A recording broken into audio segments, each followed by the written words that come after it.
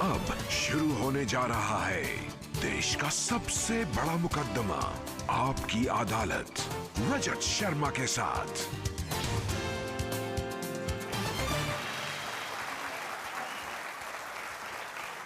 नमस्कार, आपकी अदालत में आपका स्वागत है।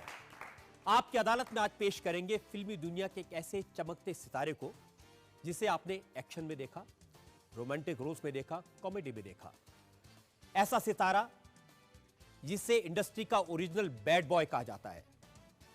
ऐसा सितारा जिसे फिल्म इंडस्ट्री का हर इंसान बहुत प्यार करता है और जनता जिसे मुन्ना भाई के नाम से जानती है। मैं आमंत्रित कर रहा हूं आपकी अदालत में फिल्म स्टार संजय दत्त को। जी हां, मैं हूं खलनायक।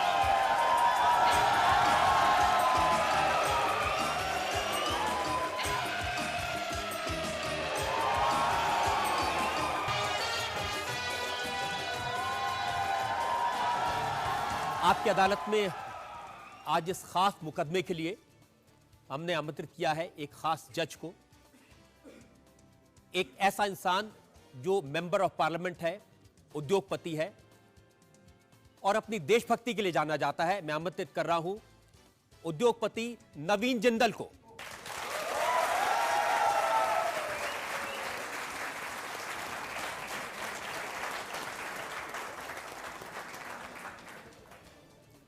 और इससे पहले कि आज के जज नवीन जिंदल से इजाजत मांगे आज का मुकदमा शुरू करने के लिए, संजू आपको जनता को बताना चाहता हूं कि हम अपने घर में गर्व से जो तिरंगा झंडा लगा सकते हैं, अपनी टेबल पर जो तिरंगा लगा सकते हैं, उसका क्रेडिट अगर किसी को जाता है तो नवीन जिंदल को जाता है। इन्होंने ये किया।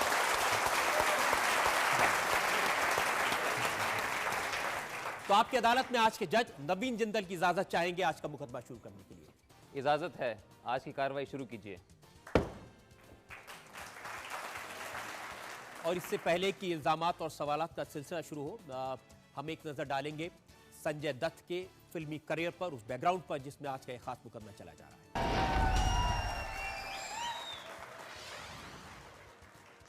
तो मुकदमा शुरू करते हैं। आपकी अदालत में पहला इल्जाम संजय दत्त पर। आपकी अदालत में फिल्म स्टार संजय दत्त पर इल्जाम है कि इन्होंने चोरी की है। संजू, इल्जाम मेरा नहीं है।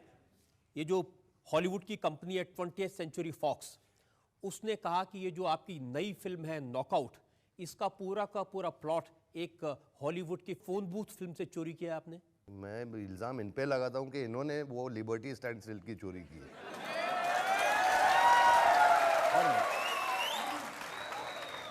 रजत भाई, मैं कौन सा चोर हूं? अब दो चोर यहाँ ही मैं घूम रहे हैं बाहर, तो असली चोर है। मैंने भी दो चोर देखे थे जो आपके साथी हैं इस फिल्म में। नहीं, मैं चोर नहीं हूं। मैं तो चोरों को पकड़ता हूं ये पिक्चर में। तो अब उन चोरों को बुला करके जरा पेश कर लेते हैं। मैं आमंत्रित कर रहा हूं एक ऐसा फिल्म स्टार जिसने सिर्फ हमारे देश में नहीं बाकी देशों में भी अपनी बहुत ख्याति बनाई है, इरफान खान।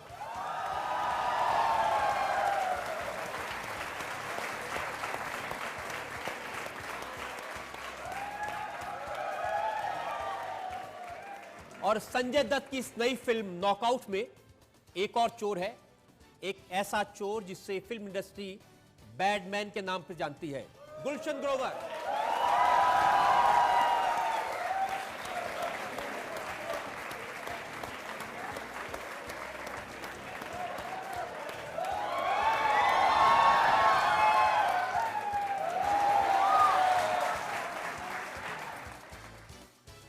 गुलशन, इल्जाम हमने संजय दत्त पर लगाया था और इन्होंने कहा कि असली चोर तो ये दो हैं जो बाहर घूम रहे हैं। देखिए जी, हम तो लोगों का दिल चुराते हैं। तो ये सच है कि आप इस फिल्म के सबसे बड़े चोर हैं और आपका साथ इरफान खान देते हैं? इरफान? ये तो लीडर हैं जी। मैं इनका सिखाया हुआ पिट्टू। इरफान खान फिल्म में एक बहुत मेन, समझ लीजिए कि संजय दत्त के बाद अगर कोई भूमिका है तो इरफान की है। और हमारी फिल्म में कंगना रनौत, जो कि इंडिया टीवी की जर्नलिस्ट बनी हैं, और मैं इस देश का महान नेता बना। और मैं एक ऐसा महान सेंट्रल मिनिस्टर हूँ जिसने सिर्फ 60,000 करोड़ का गबन किया है बस। अब संजू, ये सही है कि इस फिल्म में आपकी कोई हीरोइन नहीं है? रजत भाई, ये बहुत गलत है मेरे साथ जो हो रहा है 3-4 साल। मुझे मतलब हीरोइन ही नहीं देते ये लोग यार। बिल्कुल ये सही है कि हीरोइन ज़्यादा इरफान भाई के करीब में है ये पिक्चर में। लेकिन हीरोइन का काम आपने इरफान से चलाया, मैंने सुना है कि नचाया।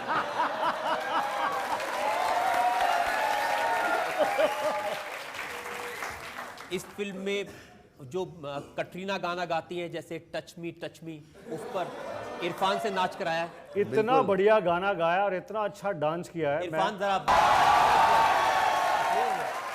मैंने सुना कि वो समीर से गाना लिखाया था, गंगूबाई पर आई जवानी जब से,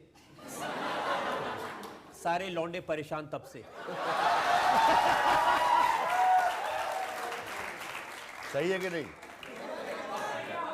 ये पिक्चर का गाना है। हाँ, लेकिन डायरेक्टर ने ये गाना फिल्म में से काट दिया। फिल्म में अभी पिक्चराइज होगा, अगर जनता ये पिक्चर देखेगी, हिट बनेगी, वो गाना आएगा।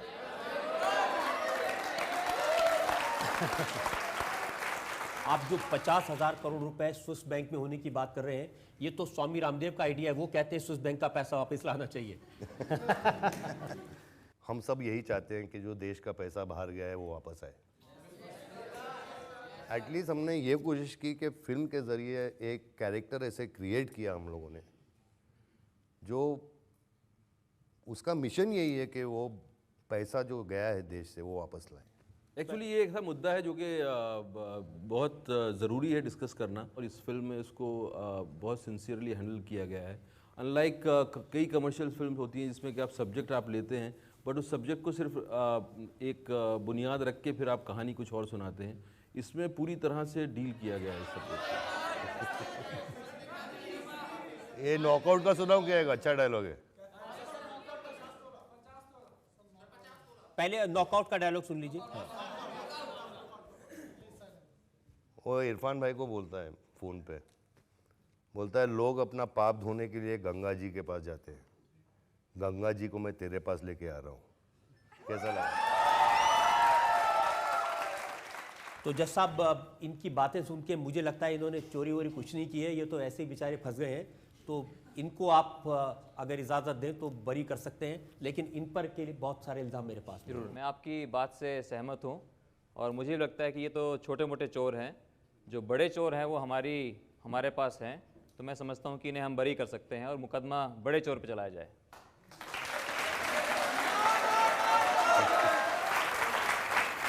लेकिन हम पर झूठा मुकदमा चलाया गया है, इसके लिए अब आपकी सज़ा ये है कि आपको फिल्म देखनी पड़ेगी रजत साहब।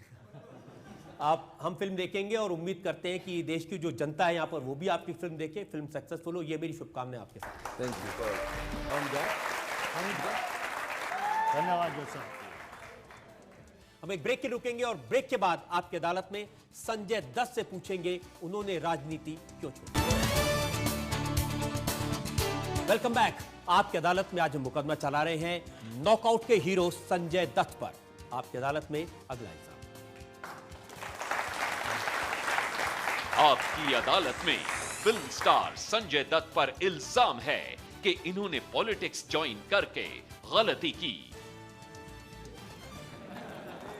संजू, कुछ एहसास है आपका? आप अब राजनीति से दूर हो गए हैं, वापस हम देख रहे हैं आप फिल्मों में एकदम फिर से एक्शन हीरो बन गए।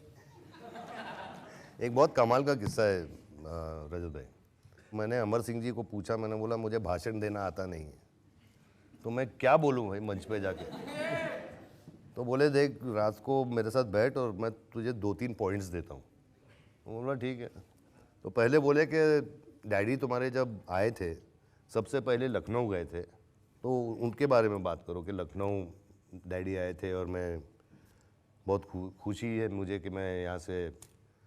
और दूसरा पॉइंट गांधीगिरी के बारे में कुछ बोल देना, और लास्ट में एक शेर बोलना कि मुखालफत से मेरी शख्सियत उभरती है, दुश्मनों को मैं एहतराम करता हूँ।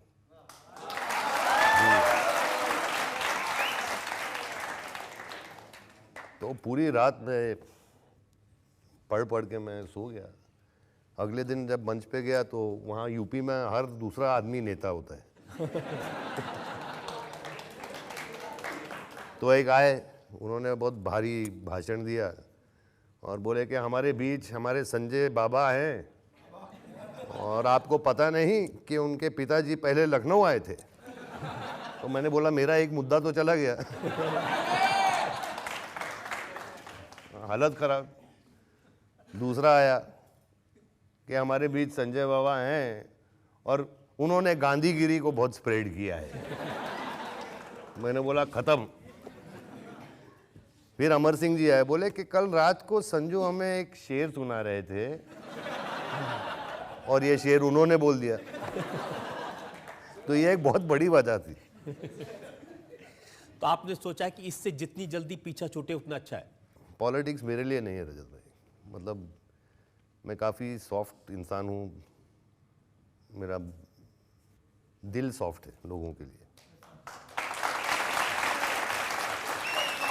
आपने कहा कि अमर सिंह जी राजनीति में ले गए थे, जी। तो वो तो इस बात से खुश नहीं होंगे कि आप सियासत छोड़ के वापस फिल्मों में चले गए। वो उनको भी ये समझ में आ गई थी बात कि सियासत मेरे लिए नहीं है और मेरी जगह फिल्म इंडस्ट्री में है। मेरी जगह ये है कि मैं अपनी जनता को एंटरटेन करता रहूं, उन्हें हंसाता रहूं, रुलाता रहूं। उनको भी ये बात समझ में आ गई थी। उनका ब्लॉग मैंने पढ़ा, उसमें उन्होंने लिखा, देखी ज़माने की यारी बिछड़े सभी बारी बारी। आप रजत भाई उनको ज़्यादा जानते हो और ये शेर शायरी में वो तो माहिर हैं, आप जानते हो। वो लिखते ही रहते हैं। कहीं ये वजह तो नहीं थी कि आपके खिलाफ उत्तर प्रदेश में प्रतापगंज में एक केस हो गया, मऊ में केस हो गया, बाराबंकी में केस हो गया, आपने जो मायावती जी के लिए जादू की झप्पी की बात की थी उसकी वजह से? जादू की झप्पी तो मैं सबको दे सकता हूँ यार। ये देख, जादू की झप्पी दे सकता हूँ। और मैंने बोला जादू की पप्पी, और पप्पी बच्चों को या बहनों को दी जाती है।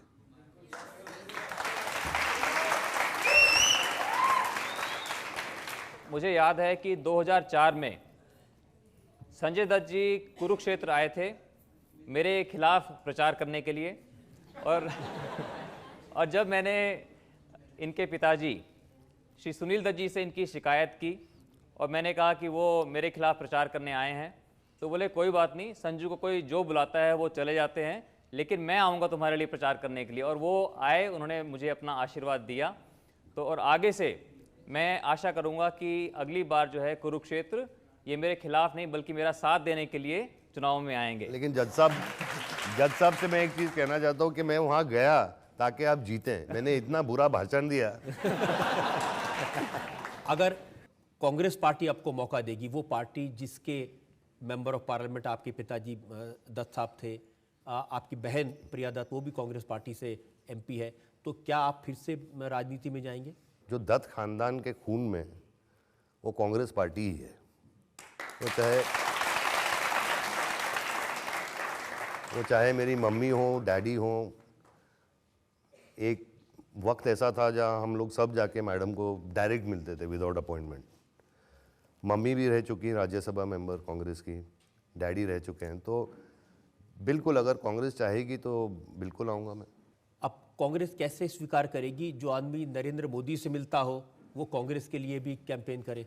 एक आर्टिस्ट हर इंसान से मिल सकता है।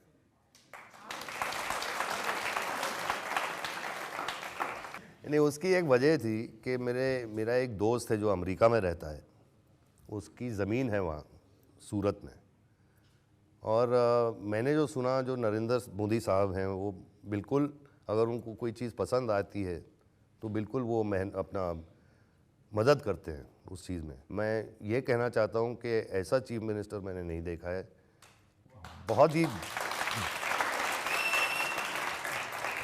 बहुत ही डायनामिक चीफ मिनिस्टर हैं, एकदम ज़मीन से जुड़ा हुआ आदमी है। आई मीन एक सीएम को मुझे 3 घंटा देना, और वो जो मेरे दोस्त ने प्रेजेंटेशन दी, पूरा देखा उन्होंने, उनको बात समझ में आई और एक्शन लेने वाला आदमी। मतलब कि अगर हुआ तो एकदम से एक्शन, मतलब कि करो। तो वो दोस्त की वजह से मैं वहाँ गया। संजू, आपकी एक ऐसी फ़ैन है जिसने इंडिया टीवी को अप्रोच किया था और हमने उन्हें आज आमंत्रित किया है आपकी अदालत में। वो यहाँ जनता में बैठी है और उन्होंने क्या क्या आपके लिए किया है ये आप उन फैन से सुनेंगे तो आप वाकई में आश्चर्यचकित हो जाएंगे। जी हाँ, आप माइक ले लीजिए। माइक, हाँ। 17 साल से आपके लिए व्रत रख रही हूँ, 93 से। सावन के सोम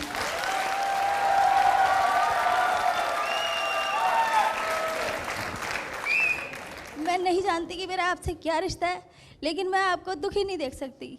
जब से मैंने देखा था आपको 93 में, जब आप दुखी थे, तो मैं आपको बता नहीं सकती कि मेरा खाना पीना किसी चीज़ में मन नहीं लगता था। उस टाइम मैं कॉलेज में पढ़ती थी तो मैं व्रत रखती थी, सब मेरी हंसी उड़ाते थे कि तुझे क्या सुकून मिलता है। मैंने कहा ये मेरा दिल ही जानता है कि जब मैं उनके लिए व्रत रखती तो मुझे सुकून मिलता है।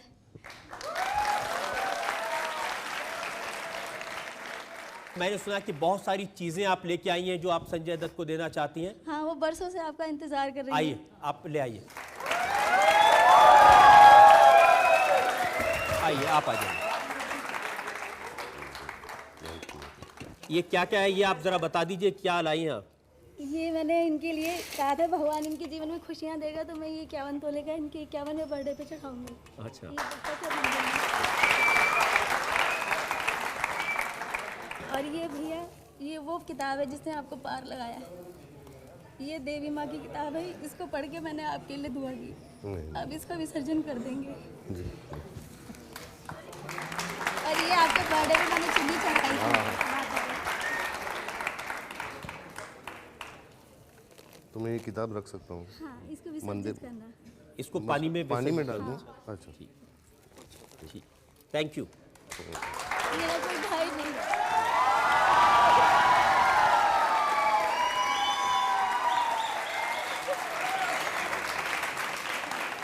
ये मानते हैं कि पिछले जन्म में ये आपकी बहन थी?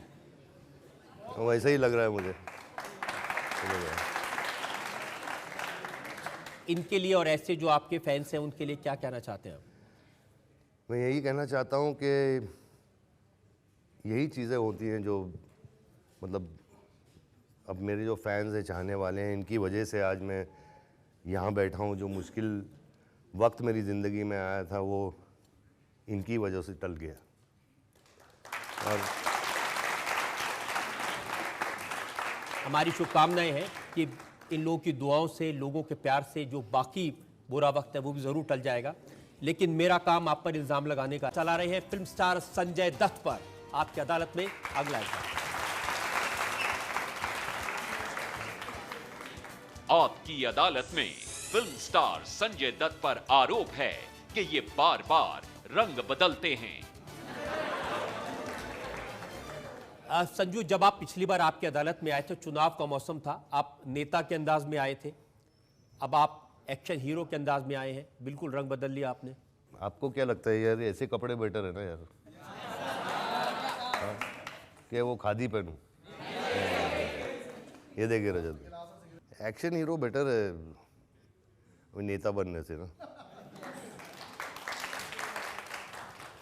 फिल्म इंडस्ट्री में बहुत सारे बैड बॉयज़ आए हैं। कभी सलमान खान को बैड बॉय कहते हैं, लेकिन ये कहते हैं कि जो ओरिजिनल बैड बॉय है वो संजय दत्त है।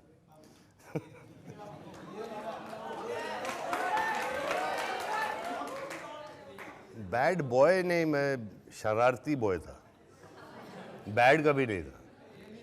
लेकिन इस बैड बॉय ने अपना रंग बदल लिया, अभी एक गुड बॉय बन गया है। अभी उम्र भी 50 साल की हो गई रजत भाई। लेकिन 50 साल की उम्र में भी आपको कहते हैं बाबा। ये तो लोगों का प्यार है और मुझे बहुत पसंद आता है जब प्यार से लोग मुझे संजू बाबा बोलते हैं।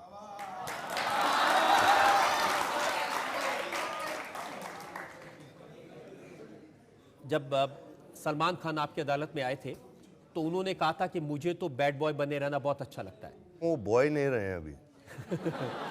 वो मैन हो गए हैं, तो बैड निकाल के गुड मैन हो जाना चाहिए। आपके तो बहुत दोस्त हैं, आप उन्हें समझाते हैं? ऐसा कोई काम क्या करता है वो जो समझाने लायक हो? संजू, अगर आपकी फिल्मों की बात करें तो आपकी जो फिल्मों की इमेज थी, अगर पुरानी फिल्में आपकी देखें, खतरनाक में आप किलर बने थे, जहरीले में कातिल बने थे, क्रोध में डॉन बने थे, खलनायक में विलन बने, वास्तव में अंडरवर्ल्ड के भाई बने, हथियार, कुरुक्षेत्र, हर फिल्म में आप भाई बनते थे, गैंगस्टर बनते थे। जी बहुत शौक था ये सब करने का या? रजत भाई, ये किसी ने मुझे पूछा तो मैंने वो करना ही छोड़ दिया। 2-4 साल आपने सब पिक्चरें देखी होगी, फिर मुझ पे प्रेशर पड़ा पब्लिक का कि वो वास्तव जैसी पिक्चर क्यों नहीं करते हो। अभी मैं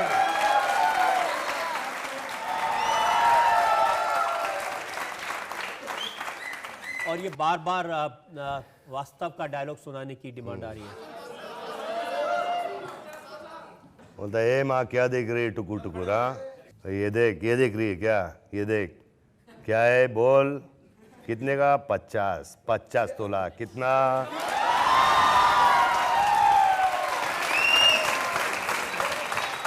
अब सुनाए कि मुन्ना भाई 3 बना रहे हैं।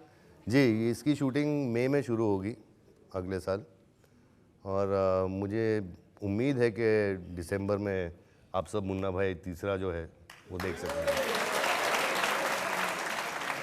तो उसमें अच्छे वाले मुन्ना भाई बनेंगे या अंडरवर्ल्ड वाले मुन्ना भाई बनेंगे? मुन्ना भाई तो हमेशा अच्छा ही है। हम जनता से पूछते हैं वो आपको किस रोल में देखना चाहते हैं, क्या क्या सवाल उनके दिमाग में है। सर, मेरा क्वेश्चन ये है कि आपने आज तक इतने सारे रोल निभाए हैं, क्या आपका कोई ड्रीम रोल है जो अब तक कभी पूरा नहीं हुआ? अभी वो ड्रीम रोल बोल दूंगा, फिर रजत भाई बोलेंगे डॉन का क्यों कर रहा है बाबू। नहीं, लेकिन देखा जाए तो मुन्ना भाई का जो कैरेक्टर था, आज मेरे को 30 साल हो गए इंडस्ट्री में, ऐसा कैरेक्टर मुन्ना भाई का है जो एक इंसान की वो ज़िंदगी बदल देता है एज एन एक्टर, इमेज बदल देता है और प्यार बांटता है। तो आई थिंक मुन्ना भाई इज अल्टीमेट।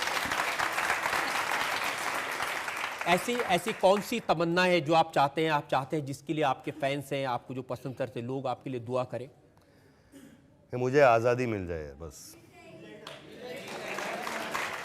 ये जो केस अभी 19-20 साल हो गए हैं रजत भाई, इससे मैं आज़ाद हो जाऊं, बाइज्जत बरी हो जाऊं, इससे ज़्यादा खुशी मुझे नहीं मिलती। संजू, उम्मीद करते हैं कि आपकी जो तमन्ना है आज़ाद होने की, जनता की दुआओं से वो ज़रूर पूरी हो। हम आपको एक और ब्रेक के रुकेंगे। है जनता के लाडले मुन्ना भाई, हम मुकदमा चला रहे हैं संजय दत्त पर। अगला एग्जाम। आपकी अदालत में फिल्म स्टार संजय दत्त पर आरोप है कि ये इस उम्र में भी मैच्योर नहीं हुए। संजू, आपको मैं इस इल्जाम के बारे में कुछ पूछूं इससे पहले जनता की तरफ से, लोगों की तरफ से बधाई देना चाहता हूं। आप पिता बनने वाले हैं, 2 बच्चे आपके घर में आने वाले हैं। हाँ, बस थैंक यू कहना चाहता हूँ, ये कहना चाहता हूँ यार 50 की उम्र में भी सिक्सर मार दिया मैंने क्या।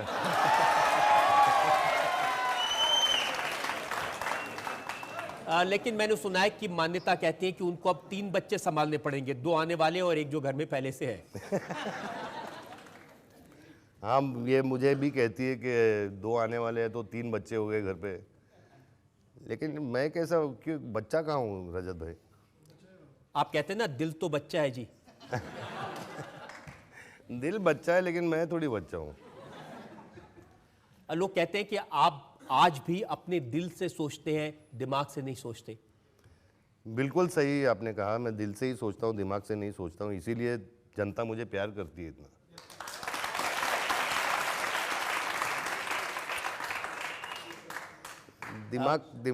दिमाग से सोचने वालों का प्यार, इतना प्यार नहीं मिलता मेरे हिसाब से। और सुना है कि अब बच्चे आने वाले हैं घर में तो थोड़ा थोड़ा बदलना आप शुरू हो गए हैं। जैसे कि कैसे? जैसे कि शराब पीना छोड़ दिया है। बिल्कुल सही कहा आपने, शराब पीना छोड़ दिया है, फास्ट ड्राइविंग करना छोड़ दिया है, और पार्टियों में जाना छोड़ दिया है। सब छोड़ दिया है। और शाम को घर आ जाते हैं, घर का खाना खाते हैं। हाँ, घर का खाना खाता हूँ, मेरी वाइफ अच्छा खाना पकाती हैं तो मज़ा आता है घर पे बैठ के खाना खाते। ये जो बदले हैं आप किसको इसका क्रेडिट देंगे? मैं बिल्कुल मान्यता को क्रेडिट दूंगा इसका पूरा। मान्यता को लेकर आपकी दोनों बहनें आपसे नाराज हैं, वो शादी में नहीं आई थी। देखिए बात यह है क्योंकि मैं नरगिस जी और सुनील दत्त जी का बेटा हूँ, हम उनके बच्चे हैं, तो हर फैमिली में भाई बहनों में झगड़ा तो होता ही है। और बात यह है कि मेरा झगड़ा, हम लोग का जो आर्ग्यूमेंट था वो थोड़ा बाहर ओपन हो गया। भगवान की दया से सब सही हो गया है, घर पे भी हम फिर साथ में हैं और हमेशा साथ रहें। एक और भी मैंने बड़ी डिटेल में एक मैगजीन में खबर छपी है जिसमें उन्होंने लिखा है कि संजय दत्त ने अपने पूरे बॉडी पर टैटू बनवाए हैं और छाती पर सुनील दत्त साहब का नाम और नरगिस जी का नाम आपने टैटू कराया है। जी क्या दिखा दी।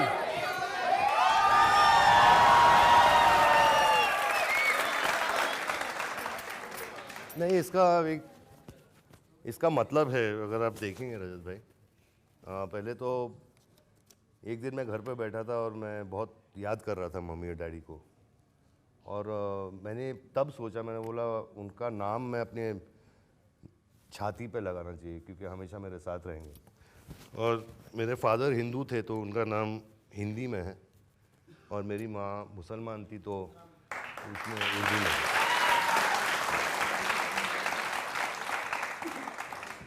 इसमें बहुत सारे टैटूज की लिस्ट है। लेफ्ट शोल्डर पर आपने ओम नमः शिवाय लिखाया हुआ है, शिव जी हैं, हाँ। और राइट शोल्डर पर आपने ड्रैगन बनाया हुआ है। हाँ, राइट शोल्डर पे पूरा ये बना। राइट आर्म पर भी आपने टैटू, अब आपको ही बताना पड़ेगा क्या क्या बनाया हुआ है। यहाँ शेर है,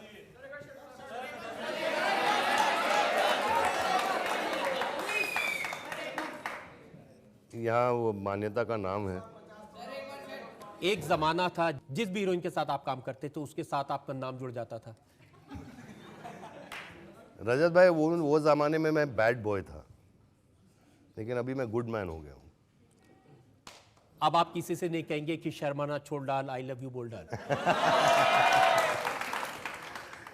और डेविड धवन की पिक्चर थी, बहुत अच्छी पिक्चर थी। वो कौन सी? शर्माना छोड़ डाल, राधिस का खोल डाल, आजू बाजू मत देख, आई लव यू बोल डाल।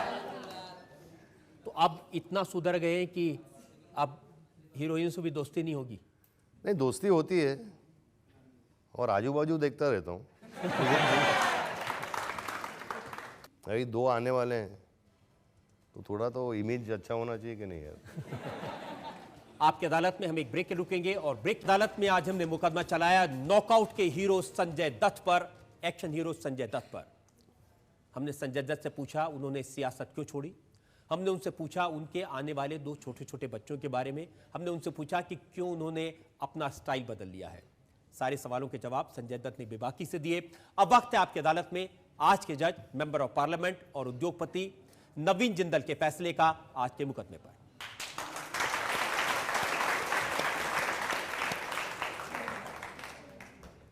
संजय दत्त जी ने सभी आरोपों का जवाब बहुत सफाई से दिया। उन्होंने कहा कि राजनीति में आकर उन्होंने गलती की, लेकिन मुझे जो लगता है कि जैसे उन्होंने कहा कि दत्त खानदान की रगों में कांग्रेस का खून है, तो मैं उन्हें ये हिदायत दूंगा कि अगर वो कांग्रेस पार्टी में शामिल होते हैं तो मैं समझता हूं कि वो कांग्रेस पार्टी भी उनका बहुत स्वागत करेगी, और जो उनका जो राजनीति में आने का जो अनुभव है वो भी मैं समझता हूं बहुत अच्छा रहेगा, और वो अपनी गांधीगिरी कांग्रेस में रह करके बहुत खूबी से कर सकेंगे। ये अदालत संजय दत्त जी को हिदायत देती है कि वो अपनी गांधीगिरी करते रहें, लोगों को जादू की झप्पी देते रहें। लगे रहो मुन्ना भाई।